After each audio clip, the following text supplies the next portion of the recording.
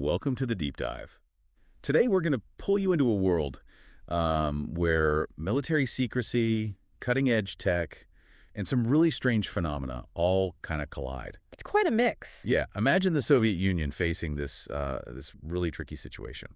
What do you actually do when you've got reports of unidentified objects, UFOs, USOs, in your airspace, in your waters, some causing actual incidents? Right. And at the same time. Exactly. At the same time, how do you keep your own secret military tests under wraps so they don't get mistaken for these UFOs?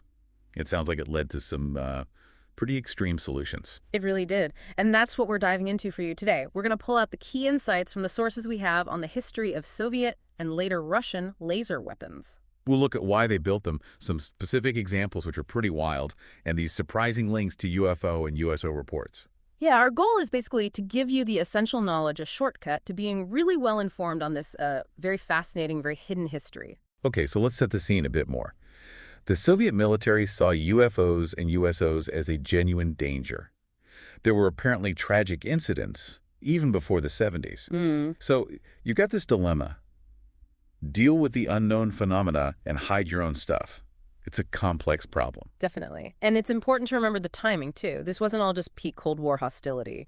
You had the mid-70s détente, that sort of easing of tensions between the U.S. and Soviets. Right, that period before Afghanistan. Exactly. But even then, these secret programs, these special weapons were seen as necessary. They were addressing what they felt was a kind of dual threat, external unknowns, and internal security, making sure their own tech wasn't misidentified. Okay, so the solution involved lasers. Let's quickly touch on what a laser actually is. We hear the term all the time. Sure. It's an acronym, light amplification by stimulated emission of radiation. Right. So basically you excite atoms or molecules, get them all to release light at the exact same wavelength, and then you focus that into a tight beam. Precisely. And for military applications, we're talking serious power. Kilowatts, even megawatts of electrical consumption. These aren't just laser pointers. No kidding. And some of the earliest, strangest examples come from a specific place. Yes. The Tsar Peter the Great Military Academy of the Strategic Rocket forces the RVSN in Moscow, a top-tier military science hub. And their museum has, well, unique exhibits, including laser guns. Okay, hold on. Laser guns. Yeah. Developed in the 80s. Let's unpack this.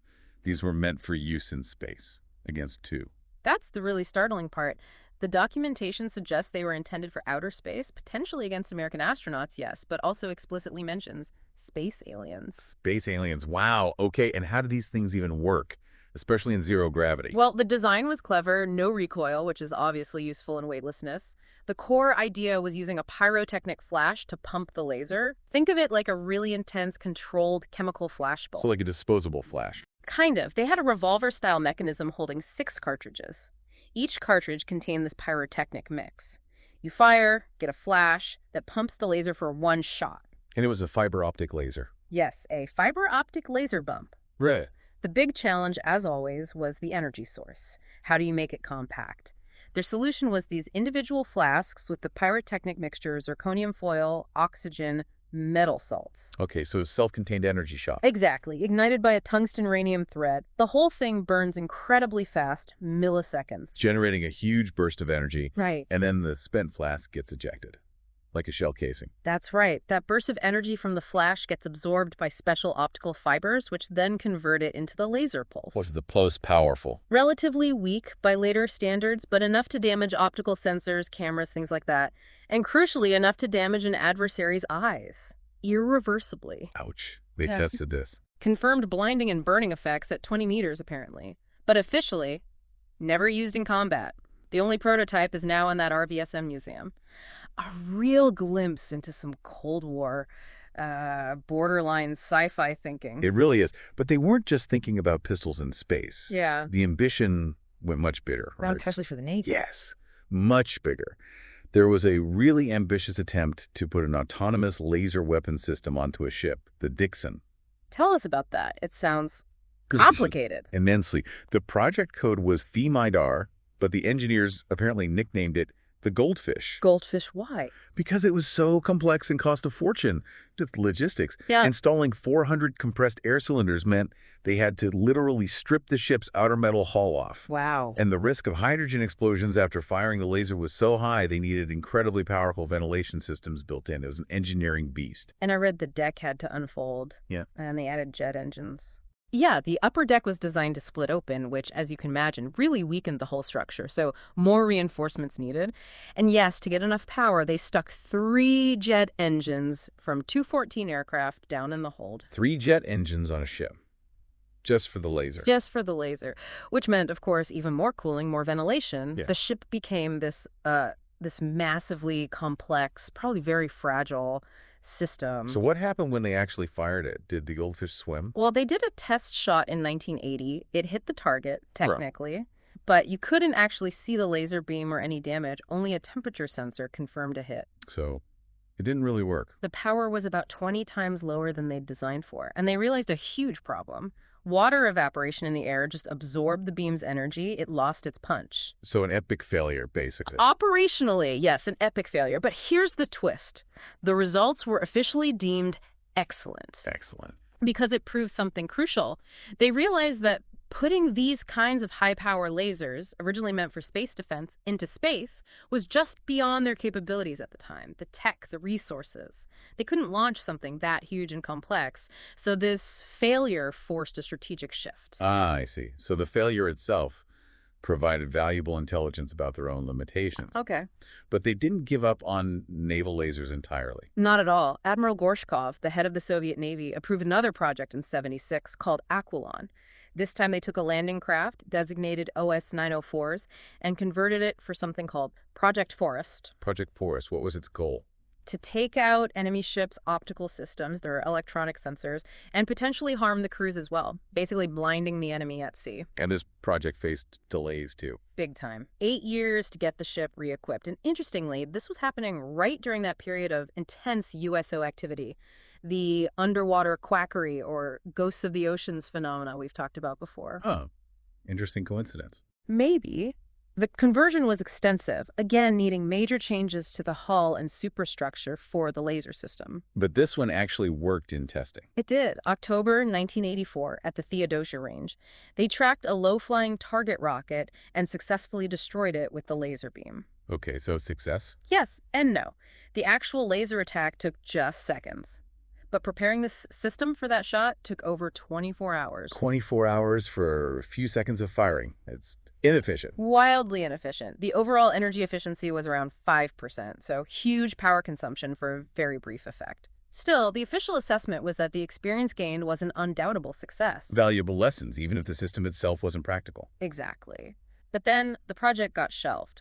Officially, because of the collapse of the USSR and the economic chaos that followed. Right, so the naval dreams faded. What about back towards space?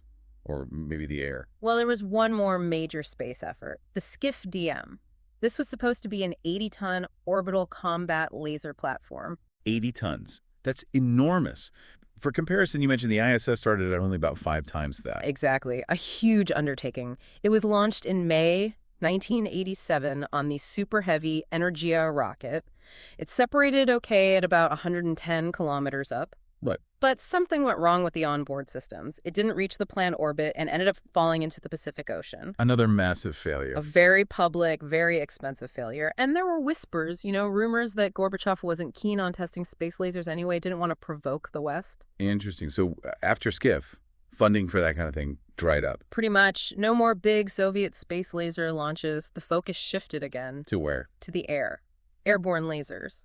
They started testing a 1-megawatt laser mounted on an IL-76MD transport plane, designated the A-60. A flying laser laboratory. Essentially, yes. And what's really significant is that this program, the A-60, kept going, even through the massive disruption of the 1990s in Russia. They kept working on it. They did. As of the early 2000s, work was ongoing to improve the A-60 system, based out of Pushkin Airfield near St. Petersburg. The focus remained on laser use in the atmosphere and in airless space, meaning near space altitudes. So bringing all these threads together, the laser guns, the naval projects, the space failures, the airborne efforts, How does this connect back to Russia's current strategic forces and this persistent UFO mystery? Well, today's strategic rocket forces, the RVSN, are still a cornerstone of Russian defense. In 2017, estimates put them at around 286 missile systems, nearly 1,000 warheads, Topol-M, RS-24 Yars, advanced stuff. Developed partly at the Moscow Institute of Thermal Technology, right? And these missiles get tested frequently. Constantly. And here's the really fascinating link. People living near the test ranges, especially Kapustin Yar. Which has its own history, going back to post-WWII, even involving German scientists. Right. People near Kapustin Yar often report seeing strange things during these missile tests. They mistake the tests, or perhaps phenomena around the tests, for UFOs. Mistake them. Or perhaps there's more to it, because the source material makes this really extraordinary claim. During a number of weapon tests at Kapustin Yar, UFOs are always present. Always present. That's a strong statement. It is. It feeds back into that original idea that the Soviets felt this urgent need, this pressure to develop these powerful, exotic weapons because they anticipated threats, maybe not just from other nations, but from elsewhere. Space, the deep ocean. And that feeling persists. The sources suggest Russia continues experiments today to create super powerful weapons, perhaps still driven at some level by that same underlying premise, preparing for unknown, potentially non-human challenges. Wow, what a journey we've covered. From those almost unbelievable laser pistols for aliens in the 80s. Right, through the massive, flawed naval projects like the Dixon and Aquilon. To the failed Skiff space platform and the ongoing A-60 airborne laser program. It really seems these efforts were driven by a deep-seated perception of threat, both known and profoundly unknown. Absolutely. Born from a need to counter mysteries they couldn't fully explain. So the final thought for you to consider. Official accounts blame project cancellations on money, politics, technical failures. Makes sense. But you have these persistent reports of UFOs shadowing sensitive military tests. You have the quiet, continued development of these advanced weapons, even through chaotic times. It really makes you wonder, doesn't it? it does. What are the real, maybe unseen forces and motivations that have been shaping military priorities, both back then and perhaps even now? What secrets might still be out there in the ocean depths or beyond our atmosphere driving this kind of research? Something to definitely keep thinking about.